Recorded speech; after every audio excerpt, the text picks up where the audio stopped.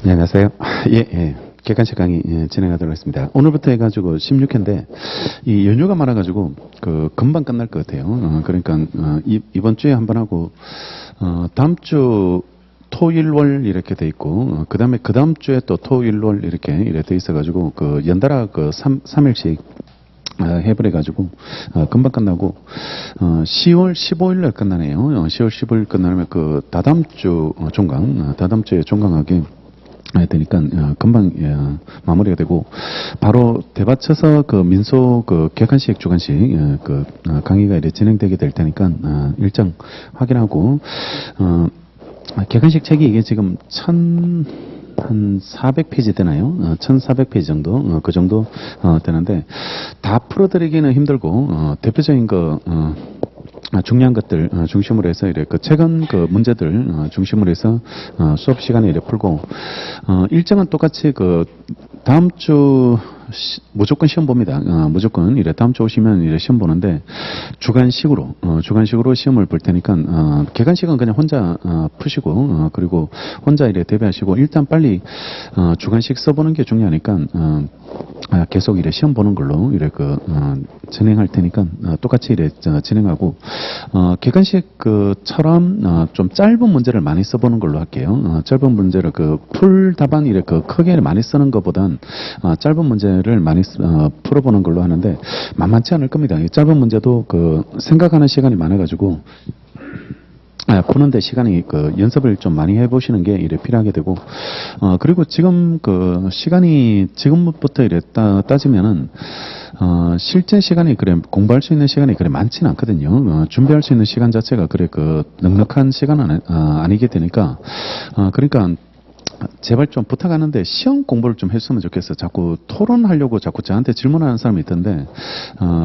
입법 취지나 이런 거는 붙고 나서 고민하면 되지 않을까. 그러니까 그런 걸 자꾸 의견을 묻던데 전 아무 생각 없습니다. 제가 뭔 생각 있겠어요. 그러니까 제가 대법관도 아닌데 그러니까 고민하면서 그렇게 살고 있지는 않으니까 저한테 너무 많은 기대를 하지 말고 그러니까 저는 그냥 시험에 나오는 거 정리해 주는 사람이지 판사님한테 회사에서 물어보면 되지 않나? 판사님하고 친하시면 그냥 대법관한테 메일을 보내가지고 물어보는 게 판결한 사람한테 물어봐야지 왜 강의하는 사람한테 물어보는지 모르겠어요. 그러니까 굳이 그러지 마시고 하여튼 학문을 하지 말고 시험을 공부하고 빨리 붙어 나가서 정리하는 여기는 또 학교가 아니니까요. 학원을 하고 있는 거니까.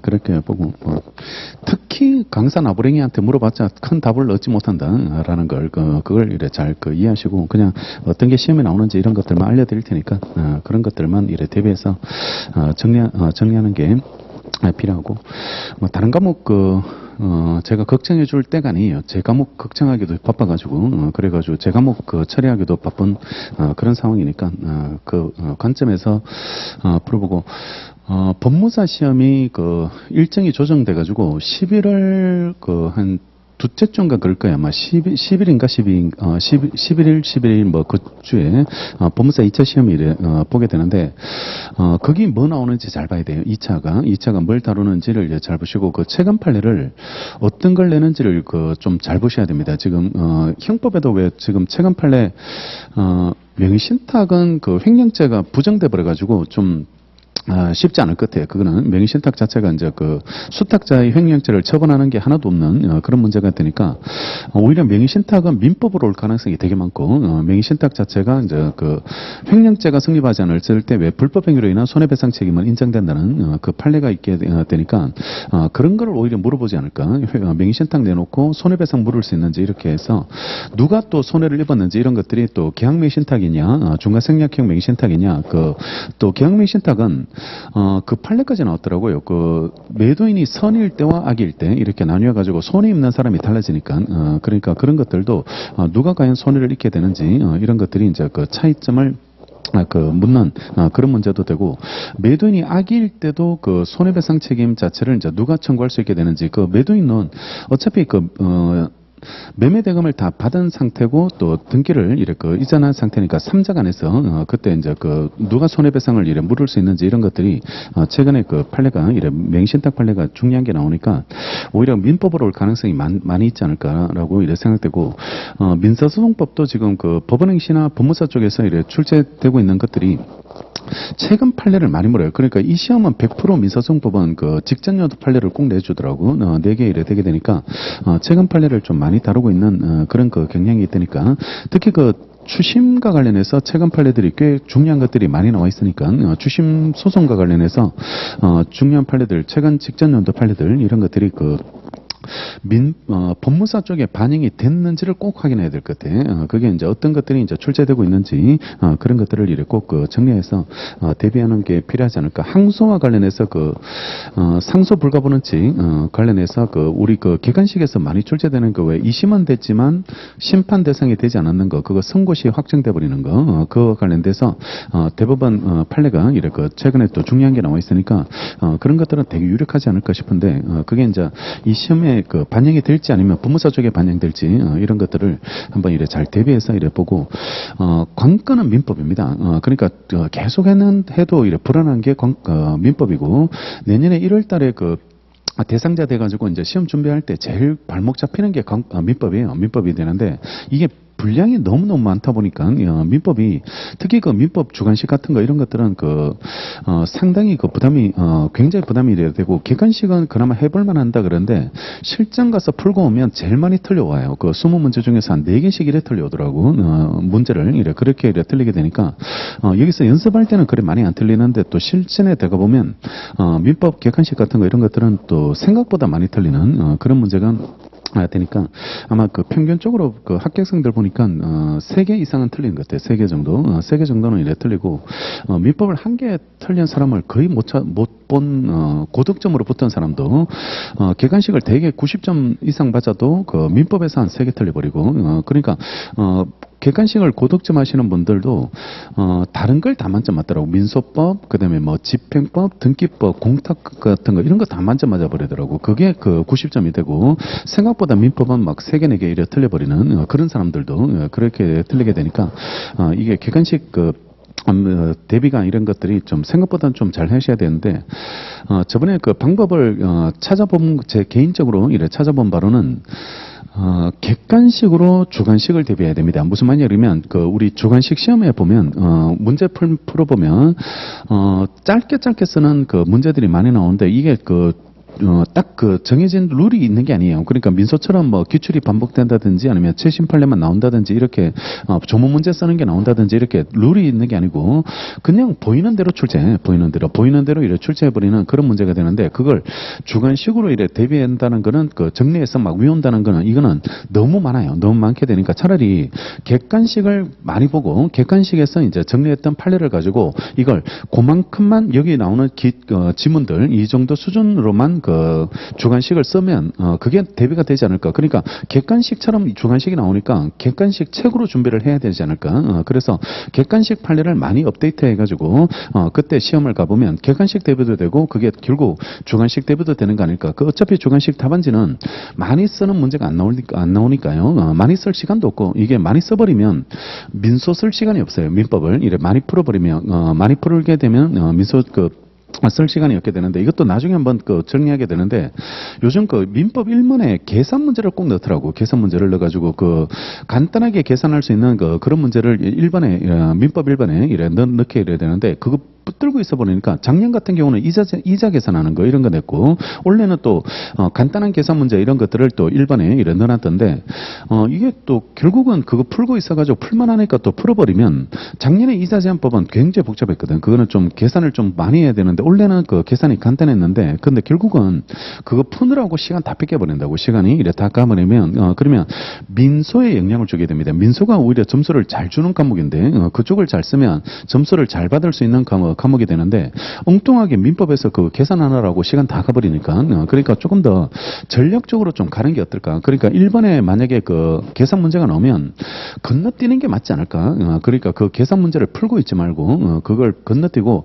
빨리빨리 쓸 수 있는, 이것도 문제가 또 점수가 똑같고 이것도 점수가 똑같으면 굳이 그렇게 시간 많이 뺏겨가면서 그리고 민소 점수 잘 주는데 민법은 솔직히 완벽하게 썼다고 생각해도 그 고득점이 안 나오거든요. 이게 고득점이 잘 안 나오니까 잘 풀어도 점수가 잘 안 나오는 과목을 굳이 그렇게 시간 써가면서 그렇게 발목 잡힐 필요가 뭐가 있을까. 그러니까 빨리 빼고 다른 거 풀고 그다음에 시간 남으면 돌아와서 써주겠다 이렇게 보고, 아니면 최소 식만 써주는 겁니다. 계산하지 말고 얼마 곱하기 얼마 이런 식으로 해가지고 식만 써줘버리면 오히려 그냥 답을 맞추지 않더라도 그냥 식만 이래 공식만 이래 써놓으면 그러면 그거는 충분히 푼 걸로 이래 평가받지 않을까. 그래야 되니까 최대한 시간을 뺏기는 답안지를 쓰지 마시고 그런 것들을 조금 더 전략적으로 준비해서 이렇게 가는 게 낫지 않을까라고 이렇게 생각되고, 그 사람들이 그 출제할 때 보면은 이제 이게 좀 의도적으로 좀 시간을 그 뺏는 문제를 앞에 이렇게 포진시키면 그거는 좀 그 사람들이 농간 비슷하게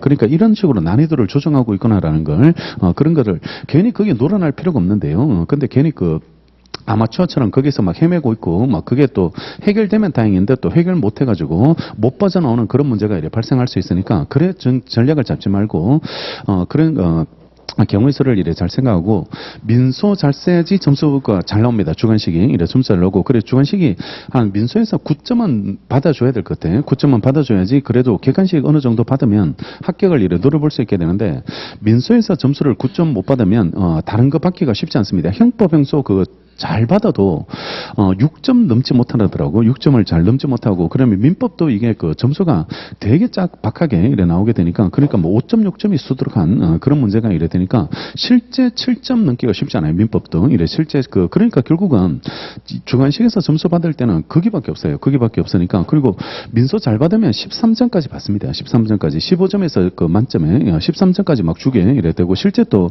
최근에 그래 받아온 사람들이 있더라고. 받아온 사람이 있긴 있으니까 차라리 잘 주는데 잘 쓰자 이 말입니다. 잘 주는데 잘 쓰고 시간을 그쪽에, 그러니까 100분 2시간을 이래 쓸 때 최소한 민법을 60분 이상 쓰지 말자. 60분에서 65분 사이 이렇게 넘기지 말고 자꾸 매몰 비용 때문에 못 빠져나오지 말고 딱 그 시간 정해놓고 거기에서 끝내고 그다음에 나머지 그 50분 이상은 다 민소에서 써야 돼요. 민소에서 이래 써줘야 되고, 그게 안 되면 실질적으로 이 합격이 좀 쉽지 않은 이래 그런 문제가 이래 될 테니까 그런 전략을 이래 항상 가지고 공부할 때 그냥 막연히 열심히만 하지 말고 그리고 합격을 위해서 이래 자기가 전략을 잘 보고 잘 전략적으로 잘 갖고 이래 가시고, 요즘 그 시대에 그 민집 안 잡혀 있고 그다음에 뭐 그 객관식 민집이나 뭐 공탁이나 등기나 이런 것들이 막 헤매고 있다. 그 어떤 느낌이냐 그러면 국영수 안 된 애가 그 인서울 하겠다 이런 느낌이에요. 그 인서울을 목표로 공부하는 그런 느낌이. 그러니까 자제분들 지금 국영수 하나도 안 돼 있는데 근데 그 걔가 인서울을 목표로 해가지고 또 아니면 뭐 스카이를 목표로 해서 공부하고 있는 그 꼴이라고. 그게 지금 상황에서 여러분들이 그 민집이나 등기나 뭐 이런 게 안 잡혀 있는 사람이 승진하겠다는 마음이 그런 느낌을 준다고. 나한테는 그런 느낌을 이루게 되니까 그걸 오히려 현실감 있게 잘 준비하세요. 그러니까 요즘 세상에 승진 준비하시는 분들이 객관식을 공부하면서 민집 등기, 공탁 이거 안 잡힌 사람이 승진한 사람이 없어요. 승진한 사람이 없게 이래 되고 그 정도 경쟁력을 갖고 있는 시험이라고 이 시험이 되니까, 그러니까 그런 부분에 대해서 냉정하게 한번 생각해가지고 그래 보고, 그게 안 잡히면 주관식 다 8점 넘어야 돼. 다 8점 넘으면 합격입니다. 그분은 합격하는데 거의 뭐 불가능한 점수를 이렇게 준비하는 그런 꼴이 이래 되게 되니까, 객관식 넘어도 그 주관식 때문에 떨어지는 사람이 많은 시험인데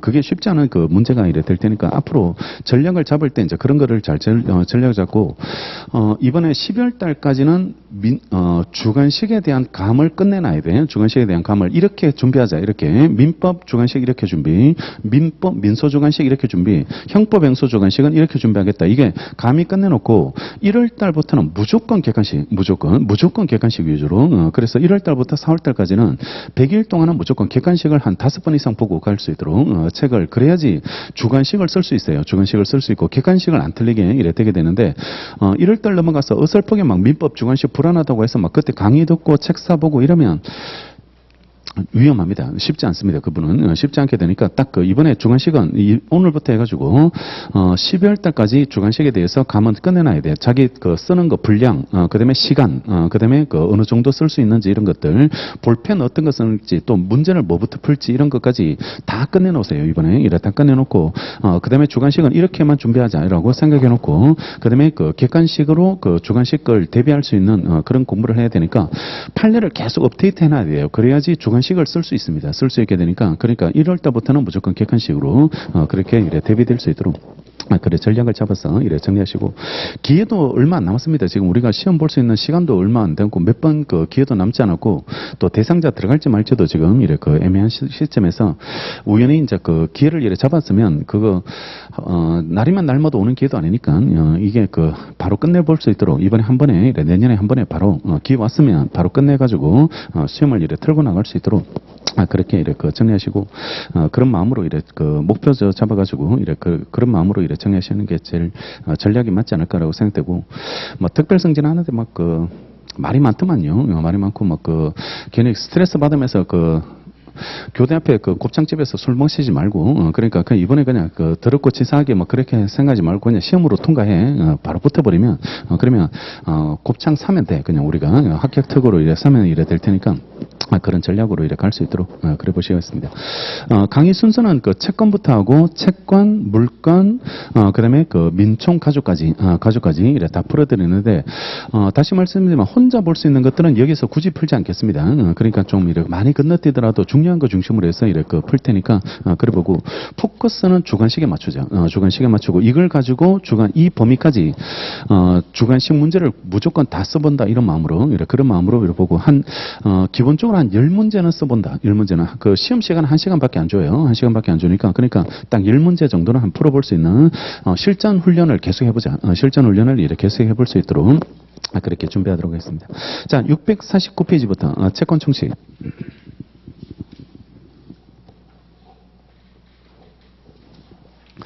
649페이지 채권 총칙에서 채권의 목적 부분, 특정물 채권 부분 넘어가고 다음 페이지 650페이지에 금전 채권 특칙 별표하고 이건 암기 네 가지 특칙 금전 채권의 특칙은 암기해 놓으시고 1번 이행 불능 문제는 없고요. 금전은 지체 문제만 있고 그다음에 2번 채무 불행 시 무과실 책임집니다. 그죠? 고의과실 없다는 걸 항변할 수 없도록 이런 무과실 책임을 부담하고 그다음에 3번 현실적인 손해 입증할 필요 없습니다. 손해 입증이 이래 필요 없고 현실적 손해 없어도 손해배상 청구가 가능하도록 돼 있고, 자, 결정 방법이 4번에, 금전 채무불이행으로인한 손해배상액은 달리 특별한 사정 없으면 민법 사정의 법정이율에 따라서 법정이율에 따라서 이래 결정하게 이래 되는데, 다만, 그보다 높은 이자율이 있거나요, 이자 약정이 있거나, 지연손해금 률에 관한 약정이 있을 때는 별도의 약정에 따라서 그 손해액을 이래 인정할 수 있게 이래 되는데, 문제 곧 나올 건데, 당사자가 돈을 빌려주고 여기에 변제기를 이래 정해놓고 변제기를 정했을 때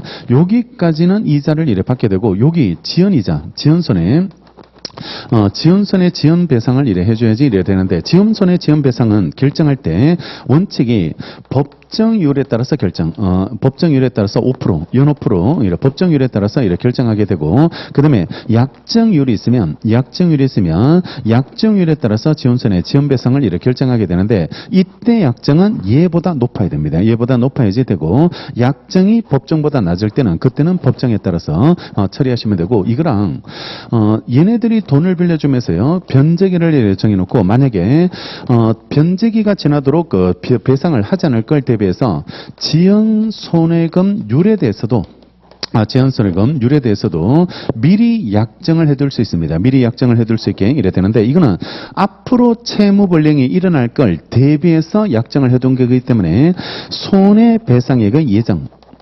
손해배상액은 예정의 성격, 손해배상액의 예정의 성격이 이래 되는 거고, 손해배상 예정이 부당히 과다하면 감액할 수 있죠. 감액할 수 있는데, 이게 낮아도 정액이 안 돼요. 정액이 안 되니까, 따라서 이 지연손해금률에 관한 약정이 법정률보다 낮더라도, 이거는 정액이 안 되기 때문에 무조건 약정대로 이래 가게 이래 되고, 그러면 이게 나왔는지를 보려면 이걸 찾으시면 되겠죠. 지연손해금률에 관한 약정이 나오면 이걸로 풀고, 그게 없으면, 약정률이 있으면 약정률, 없으면 법정률 이렇게 처리하시고 약정이 법정보다 낮을 때는 법정으로 이렇게 처리하시면 되니까 지연손해금률에 관한 약정이 있는지 없는지 문제에서 그런 문제로 구분해서 처리해 주시면 되고, 자 5번 보시면 손해배상은 법정이자가 원칙이고 그보다 높은 동그라미 높은 이자 약정이 있다면 그 이 약정률에 따라서요 지연배상을 정할 수 있게 되게 되겠죠.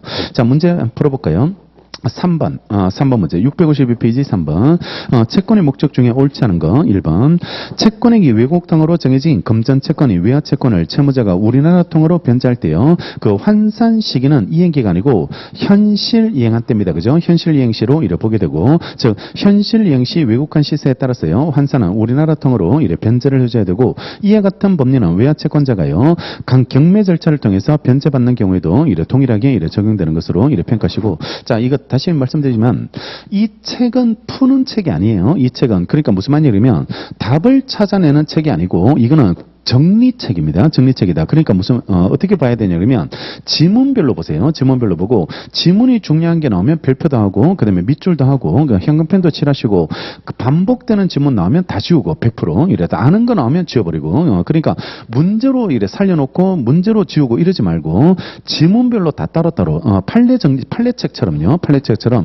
그렇게 따로따로 정리를 하시면서 그렇게 정리하시면 되고 문제를 맞췄다고 해서 그걸 아는 문제다 이래 넘기지 마시고 지문별로 따로따로 해가지고 그렇게 찢어가지고 그냥 OX책처럼 그런 느낌으로 책을 정리할 수 있도록 그렇게 보시고 그다음에 여기 외화 채권에 대해서 우리 대운급부채권의 문제가 나오게 되는데 대운급부채권의 환산 시기를 우리 판례가 현실 이행시로 보고요. 현실 이행시로 보게 되고 이게 외화 채권자가 경매 절차에서 변제받는 경우에도 똑같이 동일하게 적용되게 되는데 이거 기억나야 돼요.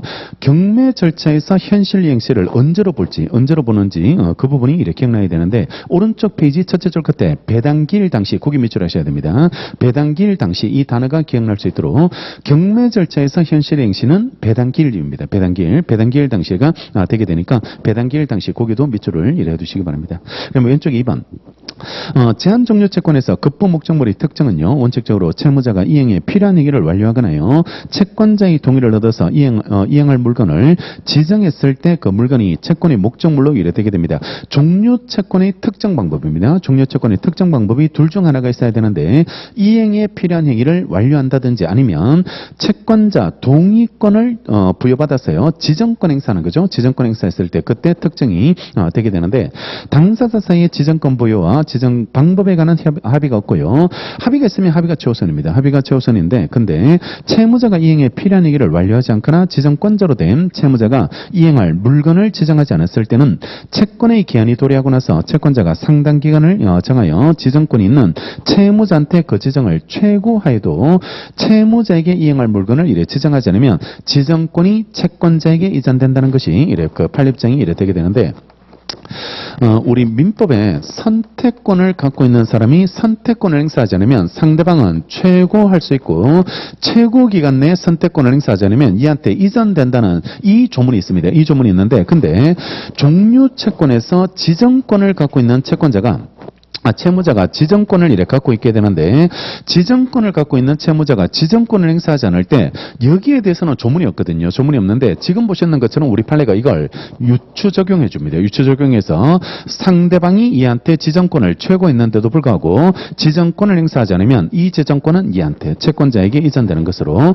유추 적용하게 된다는 거죠. 그 다음에 3번 부동산 매매 계약이 해제됐을 때 매도인의 매매대금 반환 의무와 매수인의 소유권 이전 등기 말소 등기 절차 이행 의무가 동시행관계에 있는지와 관계없이 매도인이 반환해야 될 매매대금에 대해서는 그 받은 날로부터 민법이 정하는 법정 이율인 연호품 비율에 따른 법정이자를 부과해서 지급해줘야지 됩니다. 원래 동시행관계 있으면 지체 책임이 면제되니까 지연배상 책임을 부담하지 않게 되는데 근데 여기 해제돼서 원상회복하는 것은 부당이득이거든요. 부당이득이니까 이거는 동시행관계 있든 없든 무조건 법정이자를 부과해서 줘야지 되게 되는데 여기 쓸 때 법정이자를 언제부터 쓸지 디테일하게 이런 거 한두 개 이렇게 얘기해 놓으면 되는데 부당이득은 그냥 받은 때로부터 바로 부당이득.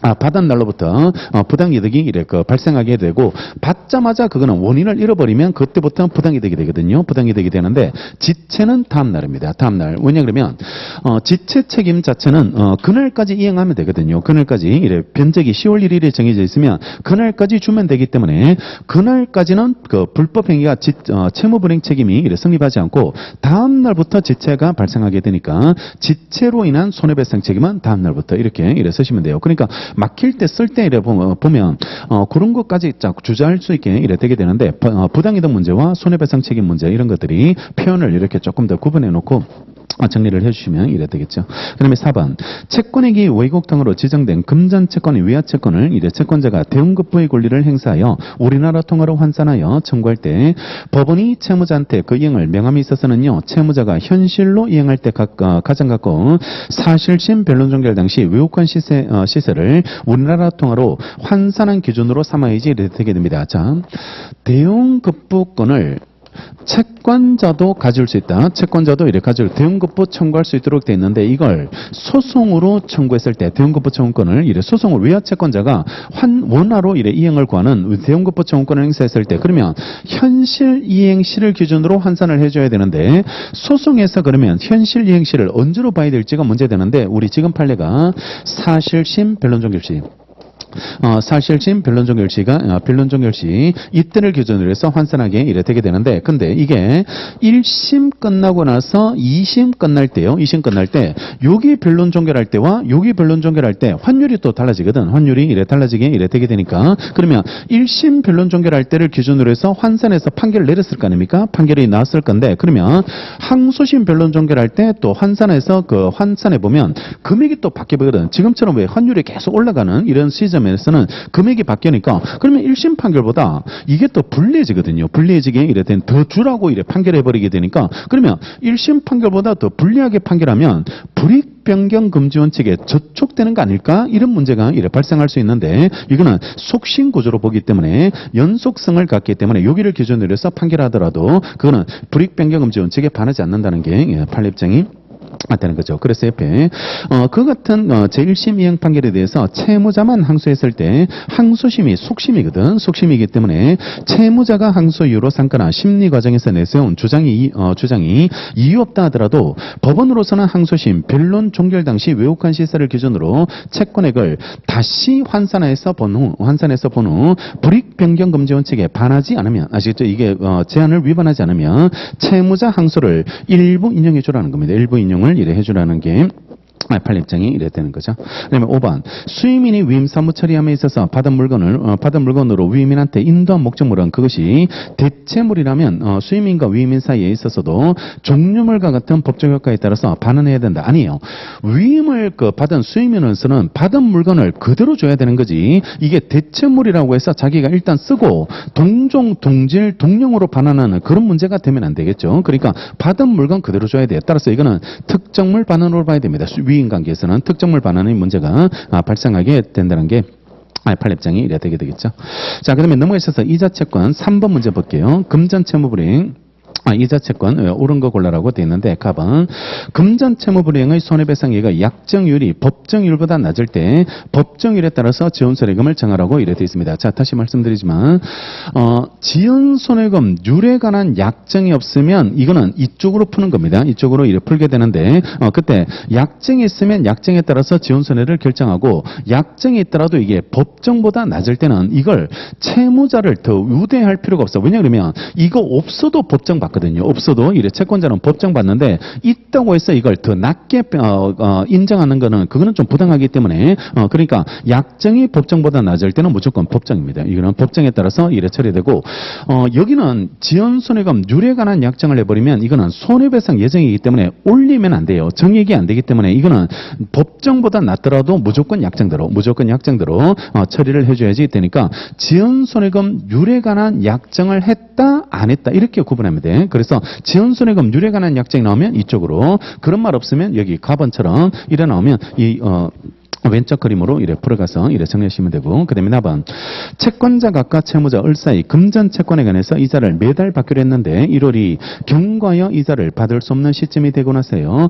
채권자 갑이 원본 채권을 양도했을 때 특약이 없으면 그 변제기가 도래한 이자 채권, 거기 밑줄하세요. 변제기가 도래한 이자 채권 밑줄하시면 이거는 양도되지 않게 이래 되게 됩니다. 자, 갑이 을한테 돈을 빌려주고 월 10만 원씩 이자를 받기로 했는데 여기에 3월 달이 이래 지나서요. 그 8월 달이 지났다. 8월 달이 지나서 이자 채권 10만 원이 이래 발생하게 이래 되게 되는데요. 발생하게 됐는데 근데 채권이 양도되면 종된 권리도 따라가거든요. 종된 권리도 이래 따라가게 이래 되게 되는데 그때 말하는 종된 권리는 변제기가 도래하지 않은 이자 약정, 이걸 기본적 이자 채권 이렇게 부릅니다. 기본적 이자 채권이라고 부르게 이래 되게 되는데 변제기가 도래하지 않는 이자 채권 약정이 종된 권리로서 따라가는 거고, 이거 변제기가 도래한 이자 채권, 이걸 다른 말로 지분적 이자 채권이라고 부르게 되는데 이거는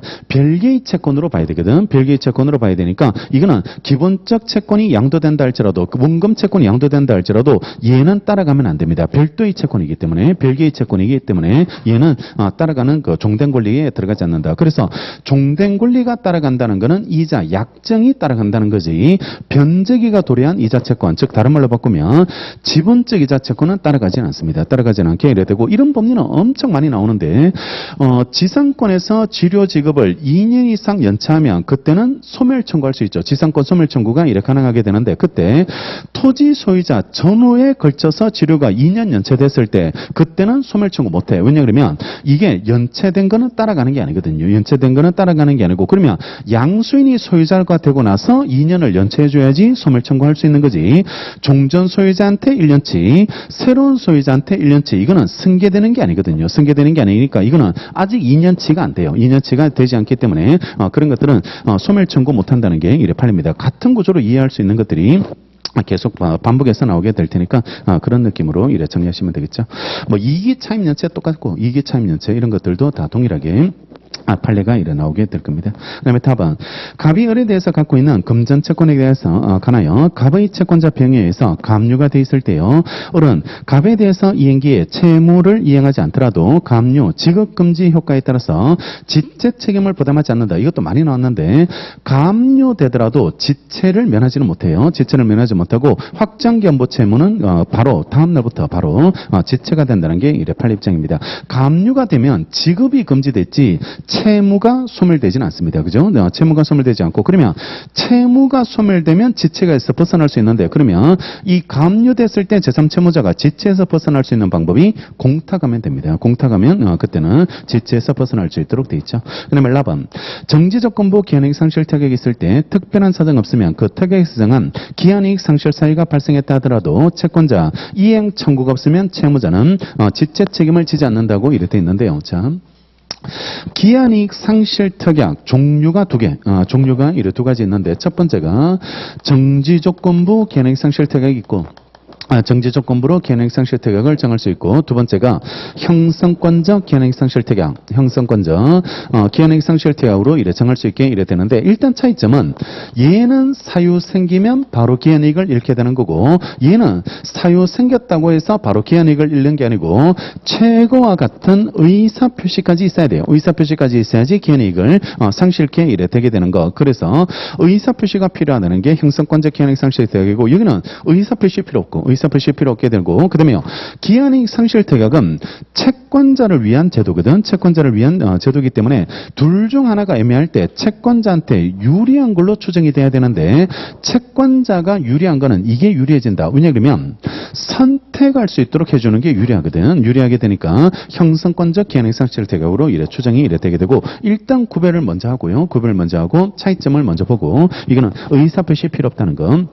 그렇게 정리하시고, 그 다음에 마번 금전채무, 지연손해금 채무는 금전채무, 이행제출에는 손해배상채무로서 이행기의 정음 없는 채무이기 때문에요. 채무자는 확정된 지연손해금 채무에 대해서 채권자로부터요 청구받은 때입니다. 그죠? 청구받은 때로부터 지체책임을 부담하게 이래 되게 되는 거죠. 이 지연손해금도 언제까지 지연손해가 발생한다 이런 게 변제기가 정해져 있지 않으니까 이게 대표적으로 기한 없는 채무가 되고, 기한 없는 채무니까 여기에 대한 지체책임, 여기에 대한 지체책임, 지연손해금에 대한 지체책임도 발생할 수 있는데 청구받은 때로부터 지체책임이 이래 생기고, 그 다음 밥은 민법은 금전채무 불량으로 인한 손해배상에 대해서 채무불이행 사실만으로 지연이자만큼의 손해 발생을 의지하고 있기 때문에요. 채권자가 금전채무 불량을 은유로 손해배상을 구할 때 손해발생 주장이 없더라도 법원으로서는 지연손해만큼의 손해를 인용해 줄 수 있다라고 이래 됐는데 아니에요. 갑이 을을 상대로 소송을 소송을 이래 제기하게 이래 됐을 때, 그럴 때 이 사람이 원금과 지연 손해를 같이 배상을 청구했을 때, 그때 지연 배상에 대해서는 입증이 할 필요 없죠. 증명 책임이 증명할 필요가 없게 이래 되고, 당연히 손해가 발생이 의제되기 때문에 따로 증명을 할 필요가 없게 되는데, 그렇다 할지라도 변론주의 때문에 주장은 해야 되죠. 주장은 해야 되는 거지. 주장도 하지 않는데 지연 손해금을 직권으로 판결을 내려주진 않죠. 직권으로 판결을 내려주지 않으니까 주장을 했을 때 다툼이 생겼을 때 입증의 문제가 생기지만 금전채무 불량은 입증은 필요 없다, 그지? 입증은 필요 없게 되니까 대신 주장은 해줘야 됩니다. 주장은 있어야지 되는 거지. 주장도 없는데 판결을 내리는 거, 이런 것들은 인정되지 않게 이래야 됩니다. 그러니까 FM대로 주장하고 다투면 입증하고 이렇게 가야 되는데, 금전채무 불이행은 입증은 면해주겠다. 입증할 책임은 이래 면제가 되는 것으로 이래 처리되겠죠.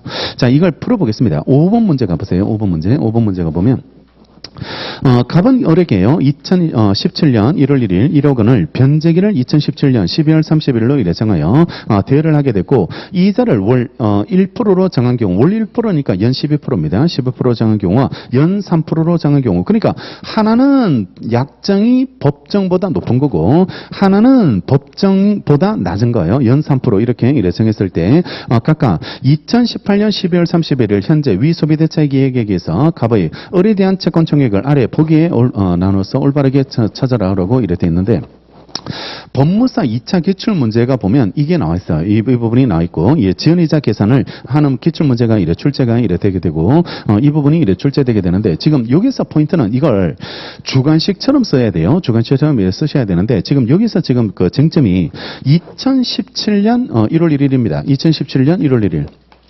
1월 1일 날 돈을 1억을 빌려주게 되고, 변제기가 2017년 12월 31일, 12월 31일이 되는데, 지금 날짜가 2018년 12월 31일입니다. 12월 31일이 됐을 때, 그럴 때, 먼저 A가 변제기를 월 1%로 정했을 때, 정했을 때, 얼마 받을 수 있는지가 문제가 이래 되게 되는데, 월 1%이기 때문에 이거는 연 12%거든. 그러면 법정이율보다 높죠. 법정이율보다 높으니까 여기서 여기까지 약정이율도 12%니까 1억이니까 1200이 이래 되는 거고, 지연손해도 12%로 계산하니까, 그지? 12%로 계산하게 되니까 이것도 1200으로 계산하면 되겠네요. 1200으로 계산하면 되는데, 근데 연 3%로 정하면 여기서부터 여기까지는 약정률이거든요. 약정률이 되니까 이거는 연 3%니까 300이 돼요. 300이 되는데, 문제는 지연배상, 지연손해를 결정할 때는 3%로 계산하는 게 아니고, 아까 말했지만 약정이 법정보다 낮을 때는 법정으로 계산하거든요. 법정으로 계산하니까 이거는 500으로 계산해줘야 돼. 500으로 이렇게 계산해줘야지 이래 되게 됩니다. 그러니까 실질적으로 요 판례 쓰는 거는 어렵지 않았는데, 이게 2차에서 빵꾸가 났는 수험생들이 빵꾸가 났는 거는 어디가 빵꾸 났냐 그러면 500으로 써버렸어요. 500으로 써버렸는데, 뭐가 빵꾸 났냐 그러면 이걸 빼먹은 거야. 이걸 300을 빼먹었다고. 300을 이래 빼먹었기 때문에 연 3% 이래 나오니까 법정이 약정이 법정보다 낮으니까 법정에 따라서 지연손해를 결정한다. 이렇게 판례를 써놓고 이것만 써버리는 거예요. 500만 원 받는다. 이렇게 하니까 1억 500 이렇게 계산이 되는 거예요. 이렇게 계산이 되니까 그게 다 틀려버리는 거예요. 틀려버리게 이래 되게 되니까 그러니까 실전에서 이걸 자꾸 놓치고 오는 거야. 이걸 놓치고 오게 되니까 실전에서 여기서부터 여기까지는 약정으로 써줘야 돼요. 그죠? 약정으로 써주시고 그다음에 지금 법정에 따라서 계산하는 거는 이 부분이거든요. 지연손해. 지연손해 이 부분이 이제 그 지연손해가 되게 되니까 이걸 주관식에서 쓸 때 여기는 써요. 다들 여기는 쓰게 되는데 근데 여기를 빼먹게 되니까 자꾸 문제가 되고 어떤 사람은 여기서부터 여기까지를 계산해 버렸어. 500으로 이렇게 계산하는데 그것도 틀리죠. 500 이래 되면 금액이 1000이 되잖아요. 1000이 이래 되게 되니까 그 부분도 틀리고 여기까지는 3%로 계산해야 돼요. 3%로 계산하시고 그다음에 여기가 5%로 이렇게 계산해 줘야지 이래 되게 되니까 이게 주관식에 나왔을 때 여기가 관건입니다. 여기가 이게 내공 차이가 여기가 여기서 이래 생기게 되는 거고 주관식 준비를 잘한 분인지 못한 분인지는 이거 쓰는 거 보면 알아. 이거 쓰는 거 보면 알게 이래 되게 되니까 그걸 이렇게 보여줄 수 있도록. 그러니까 그림을 그려놓고 여기까지는 얼마, 여기까지는 얼마 이렇게 써줘야 돼요. 그래야지 점수를 이렇게 받을 수 있었고 그때 당시에도 이거 못 잘난 사람은 거의 다 꽈락 났어요. 거의 다 법무사 쪽에서 거의 다 꽈락을 맞아버리게 이래 되게 되니까 요걸 놓치지 않도록 그게 그 관건이 이래 되게 되니까 이걸 객관식으로 이래 또 냈네요. 객관식으로 이래 출제하게 이래 됐으니까 그런 취지로 이해해서 이래 정리하시면 되겠습니다. 그러니까 조금 더 하나 더 써줘야 돼요. 주관식은 하나 더 써줘야 되거든요. 하나 더 써줘야 되는데 여기까지는 성진 준비하시는 분들은 되게 쓰시거든요. 여기까지는 이래 쓰게 되는데 그러면 이 주관식 문제에서 내가 써줘야 될 게 뭘까? 이렇게 생각해 보면 그러면 결국은 이게 이 싸움이에요. 이거 쓰는 싸움이에요. 이 부분을 이래 쓰는 싸움이 이래 되게 되니까 여기를 이래 잘 써주는 거 이런 것들이 필요하다고 이래 평가하시면 되겠죠. 됐고 그 나머지는 넘어갈게요. 그다음에 채권의 효력. 채권의 효력으로 이래 넘어가가지고 채무불이익 문제인데 2번 문제 한번 풀어볼까요? 661페이지 2번 보시면 법인의 대표기관 이행보조자 이래 옳지 않은 것을 이래 골라라고 이래 되는데 1번 발표하고 1번 지문 이래 발표하면 민법 391조 이행보조자 고의가실을 채무자의 고의가실로 이래 본다라고 정하고 있는데 이러한 이행보조자 개념 이행보조자 이래 개념인데 채무자 의사관할의 그 채무이행 행위에 속하는 활동을 하는 사람이면 충분하고 반드시 채무자 지시 감독을 받는 관계에 있어야 되는 건 아니에요. 그러니까 독립적인지 종속적인지 그건 요건 아닙니다. 그러니까 원래 채무자에 종속돼 있든지 아니면 독자적으로 따로 일을 하고 있는 사람인지 이런 것들은 이행보조자 요건에 들어가지 않습니다. 들어가지 않고 그냥 채무자가 해야 될 걸 대신하면 모두 이행보조자로 본다. 이행보조자로 본다는 게 판례고 그다음에 2번 이행보조자가 채무이행을 위하여 제3자를 복이행보조자로 쓰는 겁니다. 이행보조자의 이행보조자를 복이행보조자라고 부르게 이래 되게 되는데 이때도 채무자가 이를 승낙했거나요 적어도 묵시적으로 동의했을 때는요 채무자는 복이행보조자의 고의가 실행하나요 민법 391조에 따라서 책임을 이래 진다는 게 또 최근 판례 입장입니다. 복이행보조자의 고의가실도 채무자의 고의가실로 이래 본다라고 이래 되는데 이걸 쉽게 이렇게 기억하면 돼.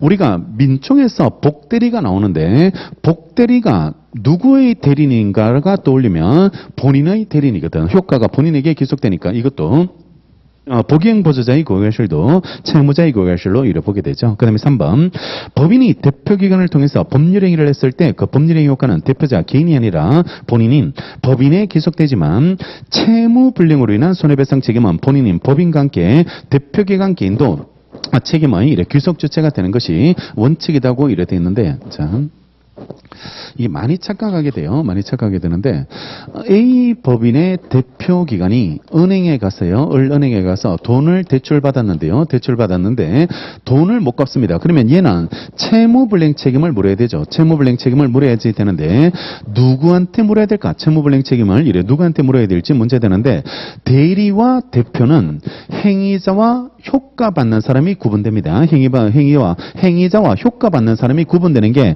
대리 대리제도, 대표제도거든. 대표제도가 됩니다. 따라서 얘가 은행에 가서 돈을 대출받았을 때 그거는 효과는 얘가 받는 거죠. 얘가 이래 받는다. 따라서 채무자는 얘기 때문에 얘만 채무불이행 책임을 지고 이 사람은 대표기관 개인은 채무불이행 책임이 성립 안 해요. 왜냐하면 채무자가 아니거든. 채무자가 아니고 이 사람을 위해서 대신 활동을 해준 사람에 불과한 거지 얘가 채무자가 아니잖아요. 채무자가 아니기 때문에 얘만 채무불이행 책임을 부담한다는 게 판례인데 이게 왜 혼동되냐 그러면 이 조문 때문에 그래요. 이 조문 때문에 법인의 불법행위 조문이 되는데 대표기관이 타인한테 불법행위를 저질렀을 때요. 불법행위 저지르면 법인이 손해배상 책임을 져라는 게 35조거든. 35조인데 이 35조에는 특칙 조문이 나오는 거야. 특칙 조문이 나오는데 어떤 조문이 나오냐 그러면 대표자 개인 책임이 면제되는지 문제되거든. 면제되는지 문제되는데 35조 1항 2문에 대표자 개인 책임을 면하지 못하도록 돼 있거든. 면하지 못하도록. 그러면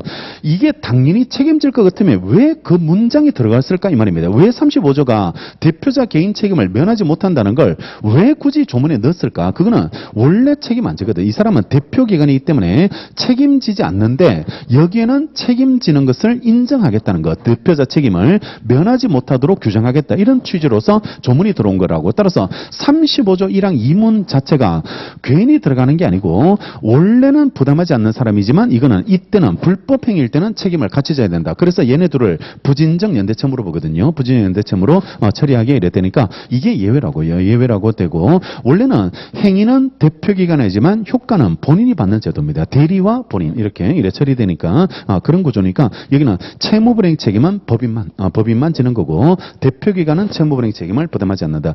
효과 채무자로서 효과 받는 거는 본인입니다. 본인이 책임이 이랬다는 거죠. 됐고 그다음에 4번.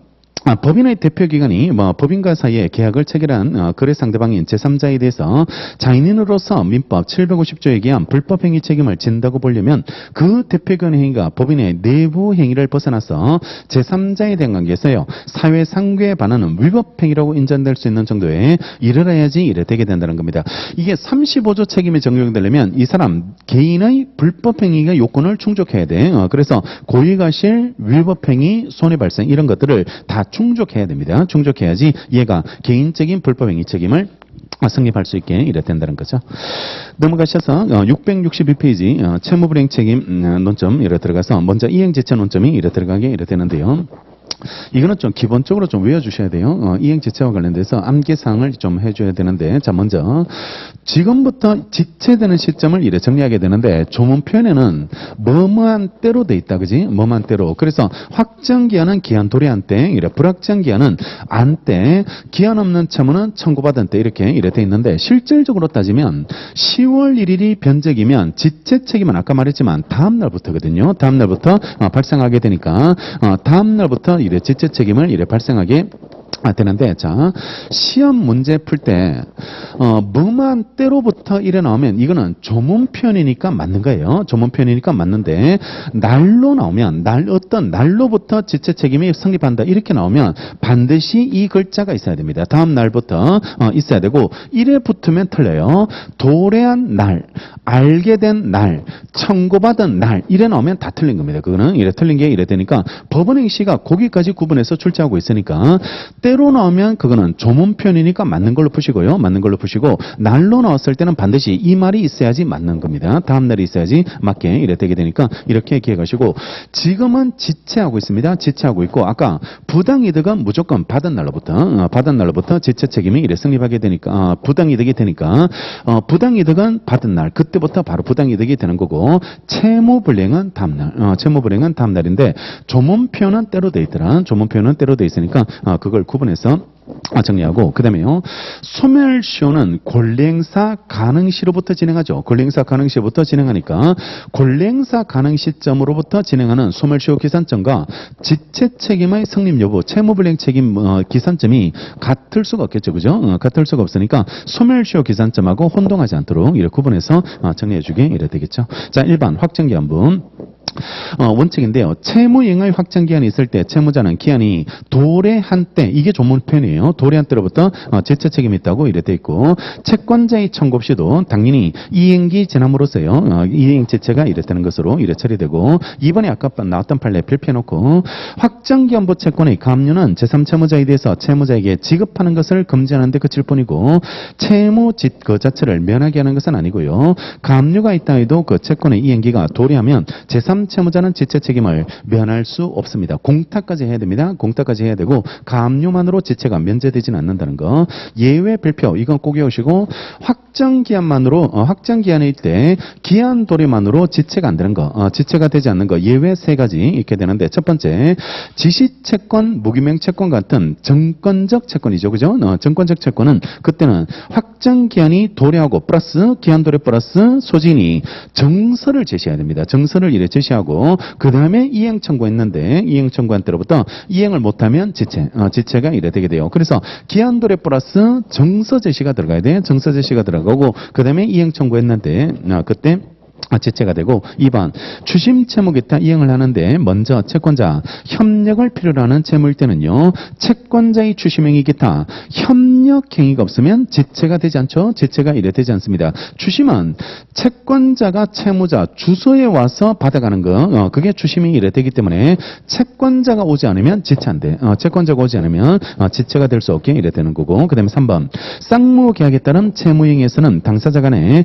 동시행항변권이 있다. 그지? 동시행항변권이 있기 때문에 상대방으로부터 이행 제공받으면서 자기 채무 이행을 하지 않았을 때죠. 하지 않았을 때, 그때 지체가 되는 것으로 평가가 이래 되게 됩니다. 3개, 아직 3개. 동시행 관계 있으면 동시행 항변권이 깨져야 됩니다. 그래서 상대방으로부터 이행 제공을 받으면서 자기 채무 이행을 안 했을 때, 그때 지체가 이래 되게 되는 거죠. 그 다음에 3번, 불확정기한. 첫눈 내릴 때, 누가 사망했을 때, 이런 겁니다. 누가 사망했을 때 이런 것들이 불확정기한이 이래 되게 되는데, 채무 이행의 불확정기한이 있을 때 채무자는 기한 도래함을 안 뗍니다. 그죠? 안 때로부터 지체 책임 있고, 이거 조문 표현에 안 때로 돼 있고, 그 다음에 오른쪽에 그 기한 없는 채무는 청구받은 때로 돼 있죠. 조문 표현이 이래 청구받은 때로 이래 돼 있는데, 혹시나 이게 밖에 나오면요, 이게 밖에 나오면 이래 풀지 마세요. 어떻게 풀지 어떻게 풀면 안 되냐 그러면, 청구받으면 알게 되거든.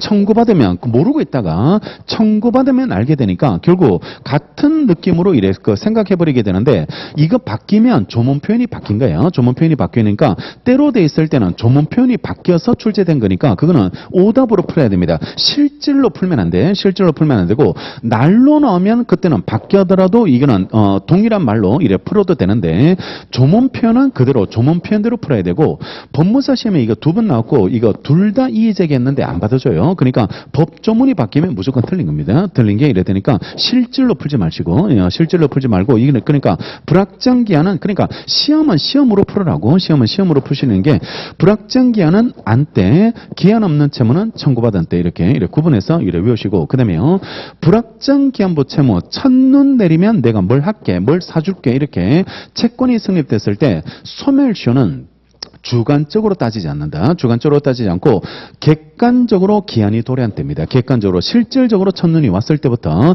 권리행사는 가능하고, 그 사람이 첫눈 내렸는지 알았든 몰랐든 이 말이에요. 알았든 몰랐든 기한이 객관적으로 도래하면 소멸시효는 진행입니다. 그러니까 소멸시효는 주관적으로 안 따져요. 주관적으로 따지지 않고 권리행사 가능 시점을 이 사람이 알 때까지 기다려버리면 한참 동안 모르면 소멸시효 진행을 안 할 거 아니에요. 진행을 안 하게 될 테니까 소멸시효는 이렇게 주관적으로 따지는 게 아니고 객관적으로 기한이 도래한 때 이렇게 가시고, 소멸시효에서 주관적으로 따지는 거 나오면 되게 틀릴 겁니다. 틀리게 이래 되게 되니까 객관적으로 기한이 도래한 때로부터 그때부터 진행하게 이래 된다라고 이렇게 가시고, 자, 밑에 관련 판례. 상가 건물 점포를 분양하면서 분양대금을 완납하고요, 건물 준공 후 공부 정리가 완료되는 즉시 소유권을 이전하기로 약정했을 때 그 점포에 관한 소유권 이전 되기에 관해서는 이거는 확정 기한이 아니고 언제 될지 모르죠. 공부 정리가 언제 완료될지 모르니까 불확정 기한을 이행기로 정하는 합의가 이루어진 걸로 오히려 보게 됩니다. 따라서 이거 지체가 되려면 공부 정리가 완료됐다고 해서 지체가 아니고 그걸 알아야 됩니다. 안 때부터 지체 책임을 이래 지게 되겠죠. 그다음에 3번, 기한의 정함이 없는 거. 채무 이행의 기한의 정함이 없을 때 채무자는 이행 청구받은 때, 거기 기억하시고, 이행 청구받은 때부터 지체 책임을 부담하게 이래 되는데 소멸시효 권리행사는 언제부터 가능할까? 권리행사는 언제부터 가능하냐면 지금 당장입니다. 성립시. 성립시부터 바로 권리행사가 가능하니까 소멸시효는 성립시부터 진행하게 이래 된다라고 돼 있고 오른쪽에 예외 두 개 발표하시고 반드시 외우셔야 될 게 기한 없는 채무인데도 청구받은 때로 보지 않는 거 두 가지. 반환 시기 약정 없는 소비대차는요. 대주는 상당 기간을 정해서 반환을 최고해야 되거든요. 최고를 해줘야지 되기 때문에 상당 기간 지나야지 지체입니다. 이거는 상당 기간 경과한 때로부터 지체가 되고 더 많이 나오는 게 2번 불법 행위로 인한 손해배상 처분은 성립과 동시에입니다. 이거는 다음 날이 아니라는 게 중요합니다. 다음 날이 아니고 그날부터 이렇게 그날부터 불법 행위 성립한 그날부터 바로 지체 불법 행위 성립한 날로부터 바로 지체에 빠지게 이래 된다는 거 그런 점을 기억하시면 되겠죠. 자 밑에 1번 이행지체에 관한 설명으로 옳지 않는 것을 골라라. 1번 이혼으로 인한 재산분할 청구권은 재산분할로서 금전지급을 명하는 판결이나 심판이 확정된 날로부터 지체 책임을 진다는 것이 우리 판례입장이 이래 되게 되는데 왜냐 그러면 이 재산분할 청구권은 아직 이혼이 성립하기 전까지는 불명확 불확정적인 권리가 되거든요. 불확정적인 권리가 되니까 따라서 이거 소촉법 적용될 수 없습니다. 소장법은 송달받고 나서 다음 날부터 그 지체 책임을 지는 소촉법은 성립할 수 없고 그냥 판결 확정되면 법정 이율에 따라서 지체 책임이 성립하게 되는 거지 소촉법은 적용될 수 없다는 거 밑에 관련 판례 기억하시고 그 다음에 2번 이행기에 정함이 없는 채권을 양수한 채권 양수인이 채무자를 상대로 그 이행을 구하는 소송 계속 중에요. 채무자에 대한 채권 양도 통지가 이루어졌을 때 채무자는 채권 양도 통지가 도달된 다음 날부터 지체 책임을 이래 부담하게 됩니다. 이거는 별표 넣으세요. 별표 넣으시고 자 갑이 을한테 채권을 가지고 있는데 이게 기한의 정함이 없는 채권, 기한의 정함이 없는 채권을 가지고 있는데 이걸 채권을 양도했어요. 채권을 양도했을 때 이 양수인이 이 사람을 상대로 소송을 제기했습니다. 4월 1일 날 소송을 이래 제기하게 되는데 근데 이 사람이 아직 대항 요건을 못 갖춘 상태에서 대항 요건을 갖추지 못한 상태에서 소송이 제기됐거든. 소송이 제기됐는데 이 소송 중에 양도인이 이한테 통지를 해서 대항 요건이 이래 갖춰져요. 대항 요건이 이래 갖춰져 가지고 만약에 8월 1일 날 통지가 일어나게 이래 됐을 때 그럴 때 기한 없는 채무는 청구받은 때로부터 지체잖아요. 청구받은 때로부터 지체가 이래 되게 되는데 그러면 기한 없는 채권이 이렇게 양도돼서 양수인이 소송을 제기했을 때 청구받은 때를 언제로 봐야 될까 이 말입니다. 청구받은 때를 언제로 봐야 될지 문제되는데 100% 오답은 이렇게 나와요. 소송 제기한 때 이때로 이래 나오게 되는데 이때는 제대로 청구할 수 있는 힘이 없죠. 이 사람이 힘이 없게 되니까 그러면 언제부터 청구할 수 있는 힘이 생겨요. 이거 갖춰야 되죠. 이거 통지 갖춰야지 되니까 통지 도달된 다음날 이렇게 처리가 이래 되게 됩니다. 대항요건 갖춰야 됩니다. 대항요건 갖춰야지 청구할 수 있게 되니까 청구받은 다음날이 도달된 다음날이 이래 되게 되겠죠. 3번 불확정 기한이 있는 채권은 채무자가 기한 도래를 안 때로부터 소멸시효가 진행하지만 지체 책임은 기한 도래 안 때로부터 지체 책임을 발생한다라고 이래 돼 있는데 반대 소멸시효가 기한이 객관적으로 도래한대. 기한이 객관적으로 도래한대고 지체가 안 되죠. 그죠? 지체가 안 되가 이래 되니까 구분해서 기억하시고 4번 당사자가 불확정 사실이 발생한 때를 이행기한으로 정했을 때 그 사실이 발생한 때는 물론이고 그 사실 발생이 불가능하게 됐을 때도 이행기한은 도래한 걸로 이래 보겠다는 게 그러니까 첫눈 내리면 뭘 해줄게라고 했는데 첫눈이 왔을 때도 기한이 도래한 거고 첫눈 오지 않는 것이 확정됐을 때 이상 기온 때문에 첫눈 오지 않는 걸로 확정됐을 때 그때도 기한은 도래한 거고 지체는 무조건 안 떼고 지체는 무조건 안 떼로 보기에 이래 된다는 게 판례입장이죠. 그 다음에 넘어가셔서 쭉 넘어가시면 돼요. 같은 문제가 일어 나오게 되고 9번 볼게요. 670페이지 9번. 670페이지 이렇게 9번 보시면 이행지체 옳은 거 이렇게 골라라고 이래 되는데요. 자 1번.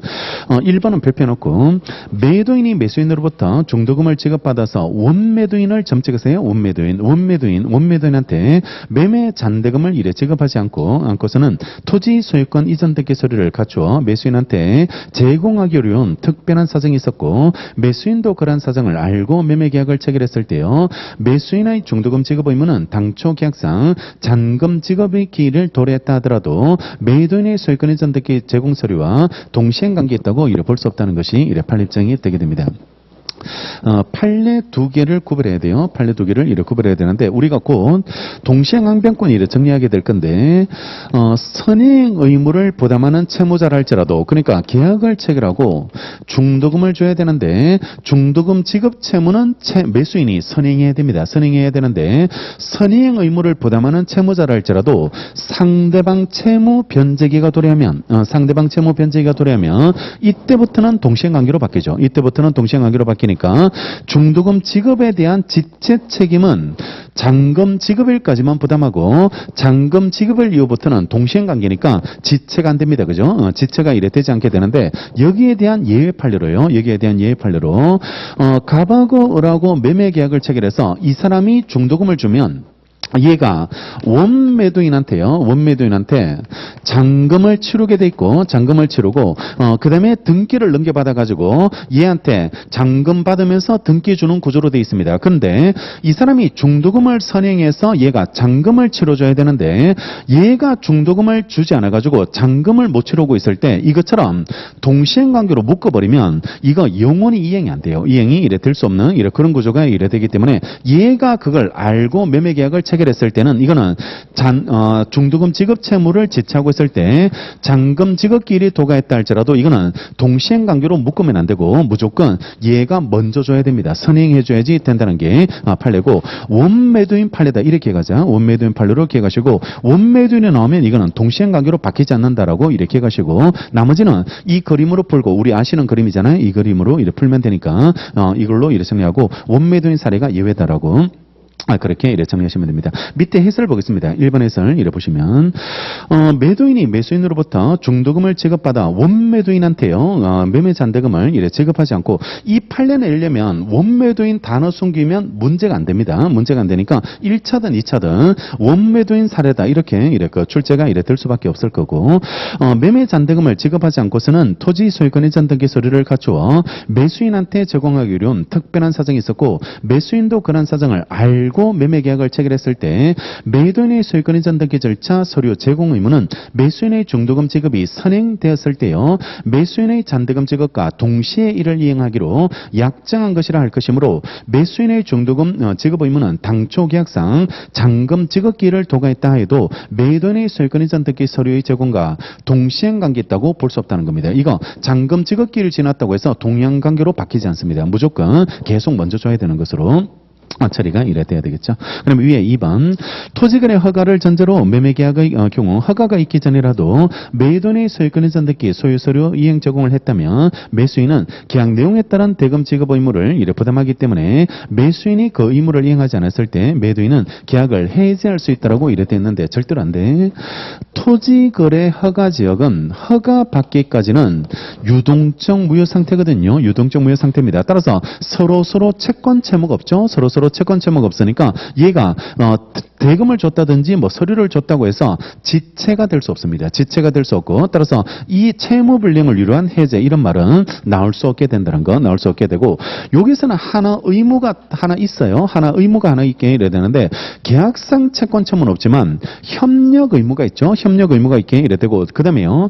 협력 의무를 이행하지 않았을 때 할 수 있는 방법은 해제 같은 거는 절대로 안 돼요. 절대로 안 되고 소구만 됩니다. 소구하는 거, 소송으로 구하는 거, 강제할 수 있는 거, 그거밖에 되지 않습니다. 3번 불법 행위로 인한 손해배상 의무는 기한의 정음이 없는 채무로서요. 채무자는 피해자의 이행 청구 받은 때로부터 이래 지체 책임이 있다가 아니고 무조건 이거는 성립일로부터 처리가 이래 됩니다. 이거 아직 암기가 안 되신 분들은 사진을 찍어서 그 카메라로 그 폰에다가 사진을 찍어서 집에 도착하기 전까지 한 200번 정도 볼 수 있거든. 볼 수 있으니까 집에 도착할 때 그걸 다 외워야 돼. 외우고 끝날 수 있도록 그렇게 집에 도착해서 외우겠다 이래 생각하지 마시고 갈 때 다 외워요. 집에 가면 밥 먹어야지 그걸 외울 때가 아니라고. 그러니까 이걸 다 외워버리시면 되겠습니다. 짜투리 시간 잘 활용하시고 그런 것들 잘, 거창하게 판 깔아놓고 공부하는 것만 공부가 아니니까요. 그러니까 왔다 갔다 할 때 그냥 외워도 이래 충분하게 정리가 이래 될 수 있겠죠. 그다음에 4번. 금전채무 이행 제출로 인해서 발생한 지연이자는요, 단기소멸시효에 관한 민법 164조 3조 1호가 규정한 1년 이내 기간으로 정한 채권에 해당하여 3년의 단기소멸시효의 대상이 된다가 아니고요. 3년은 소멸시효가 적용되지 않게 이래 되는데요.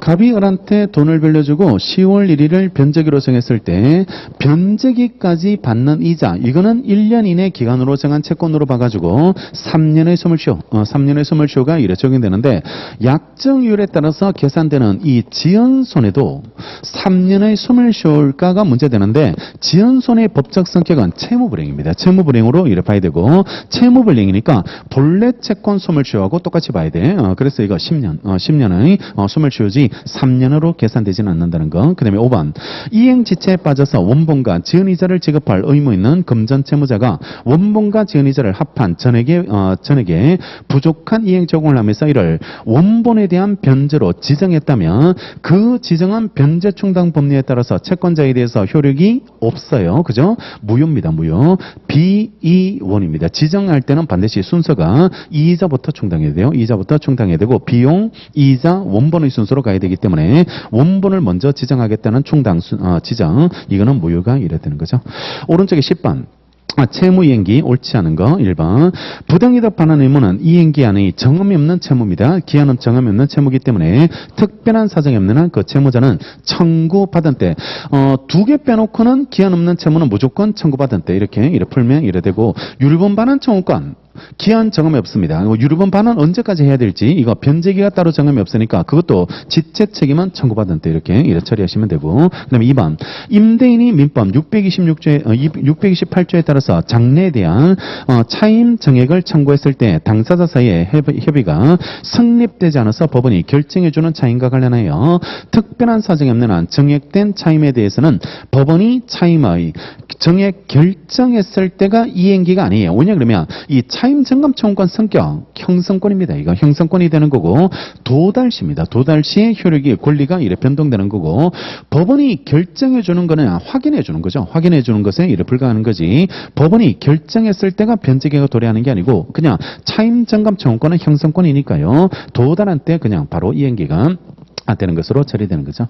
그 다음에 3번 채권자가 기존 채무 지급을 위해서 그 채무 이행기가 도래하기 전에 미리 채무 변제기보다 후의 일자가 만기로 된 의무의 교부를 받았을 때는 묵시적으로 기존 채무 지급을 유예하는 의사가 있다고 볼 수 있죠. 유예하는 의사가 볼 수 있는 경우가 있고 이때 기존 채무의 변제기는 의무에 기재된 만기일로 변경됩니다. 그죠? 만기일로 이래 변경된다고 볼 것이고 특별한 사정 없으면 채무자가 기존 채무 이행기에 채무를 변제하지 않아서 채무 불이행 상태에 빠진 다음에 기존 채무 지급을 위하여 의무이 발행된 경우까지 그와 동일하게 볼 수는 없다는 겁니다. 그러니까 만기가 변제기가 되는 거는 변제기 도래 전에 만기가 뒤에 날짜가 된 만기가 의무이 발행됐을 때 그때는 유예 연장된 걸로 이래 처리되는데 이거는 지금 지체에 빠져버렸어요. 지체에 빠지고 그 다음에 의무를 이래 교부 만기가 뒤에 날짜로 된 의무를 교부받았을 때 그때는 연장되는 효과가 생기지 않습니다. 이거는 연장의 효과가 유예한 것으로 처리될 수 없게 이래 된다는 거죠. 그 다음에 4번 같은 거, 그 다음에 5번 채무가 특정된 확정 채무에 대해서 보증한 보증인으로서는 자신의 동의 없이 피보증 채무 이행기를 연장해 줬는지와 상관없이 보증 채무를 부담하게 이래 되게 됩니다. 이거 다음 시간에 우리 다음 주에 정리하게 될 건데 우리 채권자가 있고 보증인이 있을 때 채무자한테 생긴 사유는 보증인한테 다 절대오가 있어요. 절대오가 있게 되고 보증인에게 생긴 사유는 채무자에게 다 상대오죠. 상대오가 되는데 예외 하나씩 있거든. 예외 하나씩 있는데 주채무자에게 생긴 사유는 보증인한테 다 영향을 주는 절대오지만 책임을 가중시키는 사유는 영향 없어요. 책임을 가중시키는 사유는 영향 없는데 지금 이 판례가 쟁점이 주채무자한테 변제기를 연장해줬거든. 변제기를 연장해줬는데 이게 만약에 가중이면 영향 없거든요. 가중이면 영향이 없게 되고 가중이 아니면 원칙에 따라서 절대오기 때문에 얘도 같이 영향을 변제기가 연장되는 영향을 이래 받게 이래 되는데 변제기 연장은 가중이 아닙니다. 가중이 아니기 때문에 채무를 정액시키는 그런 문제가 아니기 때문에 변제기 연장해줬는지와 상관없이 여전히 보증 채무를 부담하게 된다라고 이렇게 평가하게 되겠죠. 그 다음에 넘어가셔서 12번 채무불이행으로 인한 손해배상 옳지 않는 걸 골라라고 되어 있는데요. 1번. 형사보상 지급 청구권은 국가에 대한 일반 금전채권과 유사하기 때문에요. 민법 이행지체 규정 그중에서도 민법 397조 금전채무 불이행에 대한 특칙이 그대로 적용되는 것으로 봐야 되고요.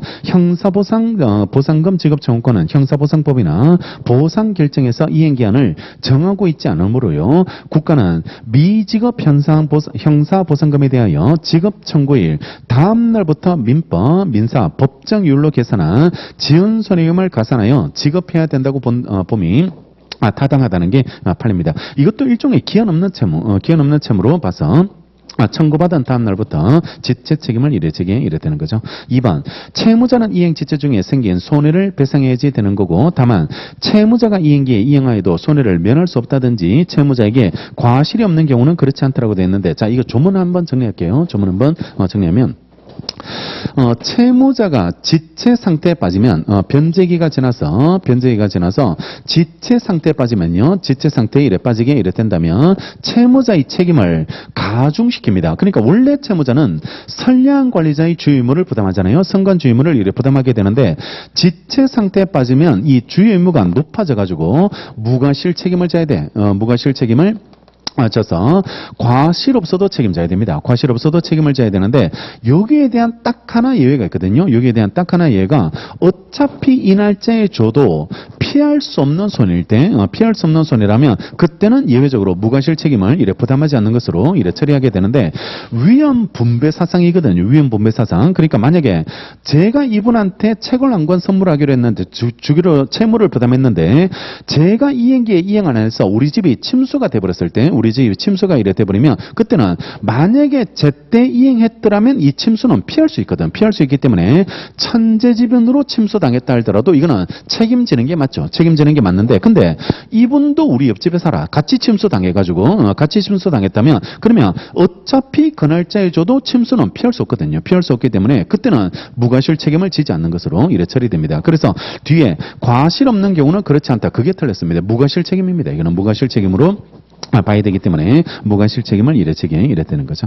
조문 문제입니다. 이거는 조문 문제로 정리되니까 지체에서는 주의 의무가 가중된다라고 기억하시면 이래 되고 다시 한번 정리해드리면 변제기 이행기를 지났을 때 이행기를 정했을 때 이게 채무자 때문에 지나면 이게 이행지체가 이래 되는 거고 이행지체 중에 주요 의무는 무과실 책임으로 선건 의무가 아니고 책임이 가중되고 반대로 채권자가 받지 않았어요. 채권자가 받지 않아서 변제기가 지났다면 이거는 수령지체가 되는 거고 채권자 때문에 이행을 못했을 때 이때 채무자의 주요 의무는 경감시켜줘야 되거든. 경감시켜줘야 되니까 401조가 고의나 중과실 없으면 책임 안 져. 그지? 책임지지 않도록 이래 돼 있으니까 그러면 374조에서 이행지체도 아니고 수령지체도 아니면 여전히 인도시까지 선건 의무거든. 인도시까지 선건 의무가 되게 되는데 그러면 변제기를 지났는데 그게 이행지체 채무자 때문도 아니고